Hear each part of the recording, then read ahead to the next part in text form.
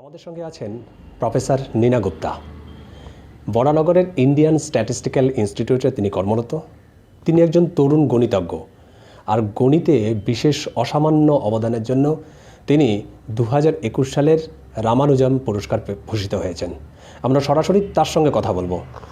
Madam, প্রথমে আপনাকে স্বাগত। Thank you. আপনার এই অনুভূতিটা ঠিক কীরকম, মানে হঠাৎ করে কবে জানতে পারলেন, মানে কালকেই জানতে পারলেন যে এরকম একটা পুরস্কার আপনি ভূষিত হয়েছেন? I'm feeling very happy and delighted after knowing that I have been awarded. So it's a great feeling. Of course, it's a matter of pride. মানে আমাদের একটা ইন্ডিয়াতে একজন পেয়েছে, so it's a matter of pride and really feeling very happy. এটা আমাদের মানে এটা যে যার নামের উপর হয়েছে তিনি হচ্ছেন Srinivasan Ramanujan. I am sure সবাই জানে ওনার সম্বন্ধে, কিন্তু ওনার লাইফ জীবনকালে যারা জানে তারা এটাও জানে যে his life was not easy. মানে যে অঙ্ক করার জন্য উনি কত সংঘর্ষ করেছেন, তো ওনার life is not that easy. মানে কিন্তু আমরা thankfully we are probably better blessed child, I would say that.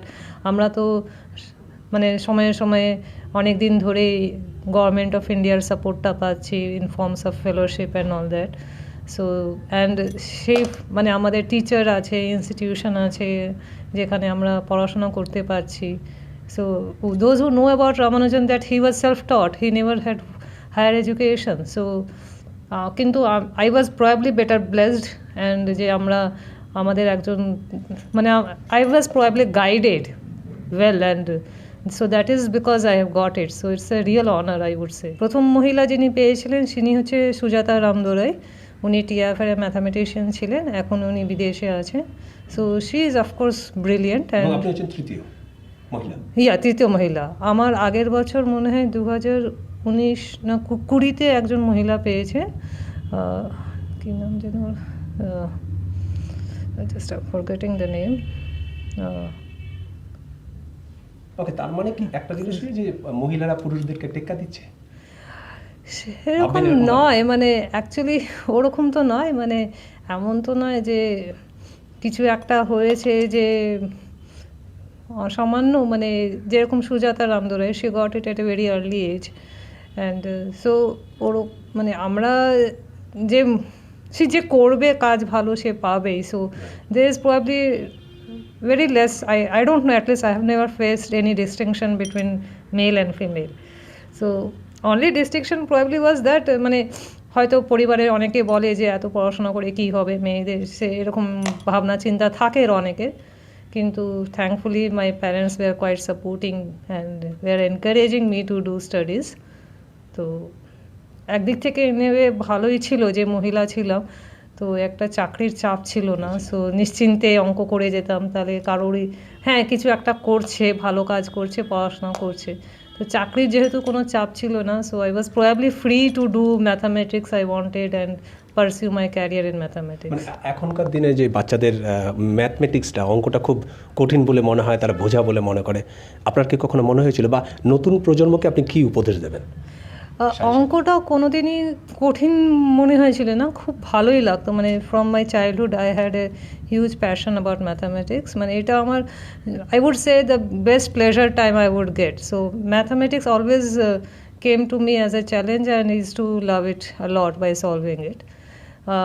ছোটোদের কাছে বলবো যে মানে এটা আপনারাও জানেন that everybody loves to play,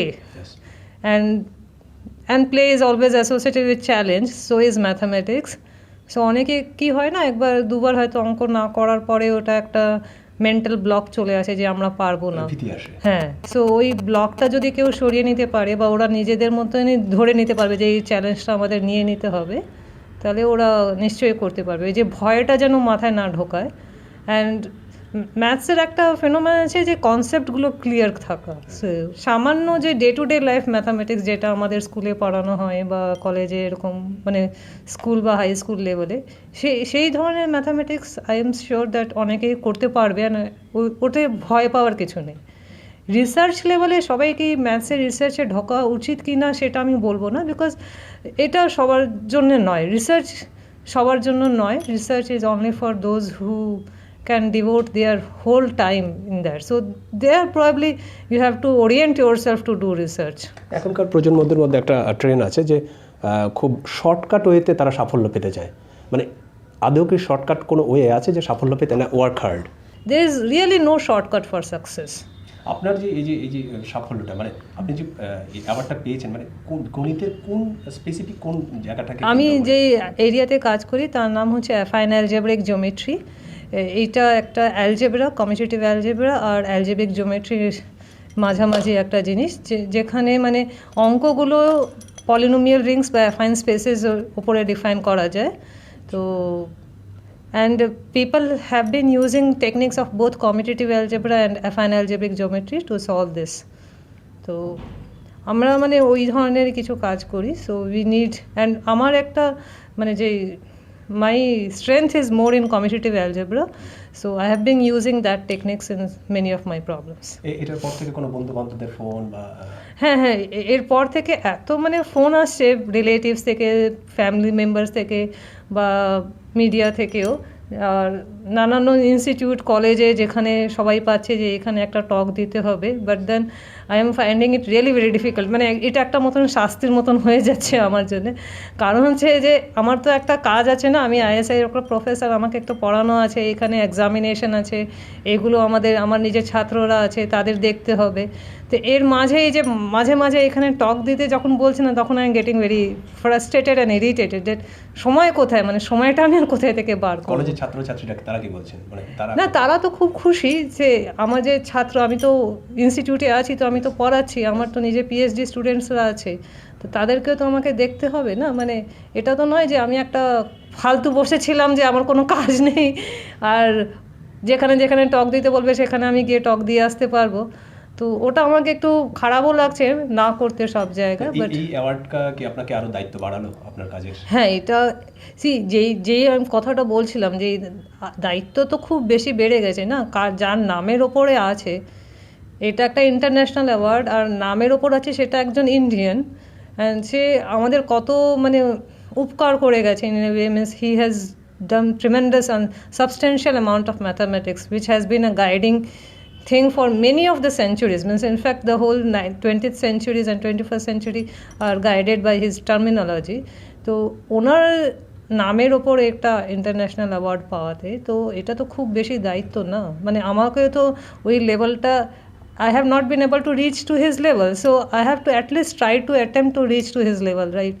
Of course it's impossible to get to his level, but we can at least try. So to do some work, at least some comparable work with him, so it's a big challenge, so we can always try and attempt. So that is আপনার একটু ছোটবেলার দিকে যাব, মানে ছোটবেলা কোথায় কেটেছে বা কোন স্কুলে বড় হয়েছেন, পড়াশোনা করেছেন, এটা একটু যদি বলেন। আমি ইন্ডিয়ান মানে ছোটবেলায় আমি Khalsa model senior secondary high school, কলকাতায়। আমার জন্ম কলকাতায়। আমি originally I am from native place is Rajasthan, I am born and brought up in Kolkata. তো আমি খালসা মডেল সিনিয়র সেকেন্ডারি স্কুলে পড়ছিলাম, হাই স্কুল অবধি ওইখানে ছিলাম। তারপর আমি বেথুন কলেজে ছিলাম 3 বছর, graduation in mathematics honours, and after that I move to ISI Kolkata for my masters and PhD course. আমি পোস্ট ডক করেছিলাম টাটা ইনস্টিটিউট অফ ফান্ডামেন্টাল রিসার্চে, আর তারপর থেকে এখানে আগে ইন্সপায়ার ফ্যাকাল্টি হিসেবে পোস্ট ডক ছিলাম, তারপর এখানে ফ্যাকাল্টি আছি 2014 থেকে। এটা যদি পরিবারের দিকে যাই, মানে কারা কারা আছেন? আর ফ্যামিলিতে যেরকম আমার প্যারেন্টস আর there, parents in law is there, so I have 2 brothers and husband, and আমার একটা মেয়ে আছে, আমার একটা মানে ভাসুর আর ভাসুরের বৌদি আছে, তো এরা সবাই আছে। তো এই যে এই অ্যাওয়ার্ডটা পেয়েছেন, এরপরে কি কোনো সেলিব্রেশন পরিবারের সঙ্গে কাটার সময়? না, সেরকম কোনো সুযোগ হয়নি, বিকজ সবাই তো একটু আলাদা আলাদা ছিদ্রে ছিদ্রে আছে। তো কোভিডের সময় আমরা কোনো সেলিব্রেশনই একটু অ্যাভয়েড করছি, সো দ্যাট মানে এটা তো we still in the covid phase, so we are trying to avoid any. মানে ভবিষ্যতে কোনো প্ল্যান আছে? ভবিষ্যতে তো এখন যে আইসিটিপি অ্যাওয়ার্ড পেয়েছি সেখানে আমাকে একটা টক দিতে হবে ইটালিতে গিয়ে। সো ওদের যখন ডেট অ্যানাউন্সড হবে, so I need to go there, and July মাসে আইসিএম আছে, সো সেখানে আমাকে যাওয়া আছে। So I need to be planning for that, and তারপরে যদি সময় হয় তারপর দেখব পরিবারের সঙ্গে কোনো সময় কাটানো। থ্যাংক ইউ, অনেক ধন্যবাদ। আমরা কথা বললাম অধ্যাপক নীনা গুপ্তার সঙ্গে। কালকে রাত্রে খবরটা পাওয়ার পরেই তার শুভানুধ্যায়ী, তার আত্মীয় স্বজন থেকে শুরু করে বন্ধু বান্ধব সকলেই ফোন করেছেন, খোঁজ খবর নিয়েছেন। তারাও যথেষ্ট এক্সাইটেড, আনন্দিত। সব মিলিয়ে তিনিও খুব খুশি। বরানগর ISI থেকে দীপক দেবনাথ, আজ তক বাংলা। আজ তক বাংলা, জানুন সব খবর সবার আগে। সাবস্ক্রাইব করুন আজ তক বাংলা, বেল আইকন প্রেস করতে ভুলবেন না।